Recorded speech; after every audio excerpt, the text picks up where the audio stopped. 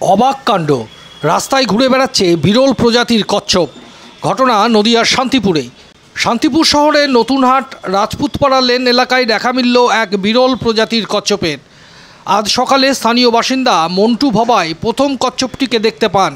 তিনি তাৎক্ষণিকভাবে বিষয়টি গুরুত্ব সহকারে গ্রহণ করে বন দপ্তরের সাথে যোগাযোগ করেন এবং সযত্নে কচ্ছপটিকে তুলে দেন তাদের হাতে। বন দপ্তরের আধিকারিকরা জানান, কচ্ছপটি একটি বিরল প্রজাতির এবং এটি সাধারণত এই অঞ্চলে দেখা যায় না। তাদের ধারণা, প্রবল বর্ষা ও জলের তোড়ে কচ্ছপটি তার স্বাভাবিক আবাসস্থল থেকে সরে এসে এই এলাকায় চলে এসেছে। মন্টুবাবু বলেন, প্রতিটি প্রাণীরই বেঁচে থাকার অধিকার আছে। আমাদের উচিত এ ধরনের বন্য প্রাণীদের সুরক্ষিত পরিবেশে ফিরিয়ে দেওয়া। কেউ যদি এ ধরনের প্রাণী দেখতে পান, অনুগ্রহ করে নিজে না রেখে বন দপ্তরের হাতে তুলে দিন। এই ঘটনা নিঃসন্দেহে পরিবেশ সচেতনতার এক উজ্জ্বল দৃষ্টান্ত। মন্টুবাবুর এই উদ্যোগের প্রশংসা করেছেন স্থানীয় বাসিন্দারা। একই সঙ্গে পরিবেশপ্রেমী মহল আশা করছেন এই ধরনের পদক্ষেপ আরও অনেককে বন্যপ্রাণী সংরক্ষণে উৎসাহিত করবে। ব্যুরো রিপোর্ট, বাংলার প্রতিনিধি।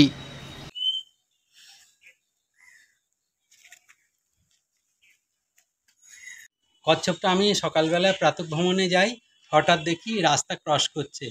তখনই এটাকে উদ্ধার করে আমি বন দপ্তরকে ফোন করি। বন দপ্তরের লোকজন এসে এটাকে খুব যত্ন সহকারে এবং নিয়ে গিয়েছে।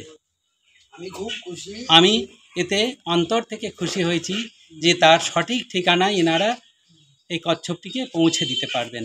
এই ধরনের কচ্ছপ আগে দেখেছেন? এই ধরনের কচ্ছপ আমি আগে কোনোদিন দেখিনি। যদি কোনোদিন কেউ যদি দেখেন এই ধরনের কচ্ছপ কি যে কোনো ধরনের এই বন্য প্রাণী, আপনারা দয়া করে বন দপ্তরে একটু খবর দেবেন, যাতে এই বিলুপ্ত প্রাণীগুলো বাঁচতে পারে। এদেরও বাঁচার অধিকার আছে। আর এদেরকে আমরা যদি না বাঁচাই, আমরা যদি সহযোগিতা না করি, কে সহযোগিতা করবে? তাই আমি বন দপ্তরকে খবর দিয়ে বন দপ্তরের মানুষজন এসে সঙ্গে সঙ্গে এটাকে উদ্ধার করে নিয়ে গিয়েছে। কেমন লাগছে সযত্নে?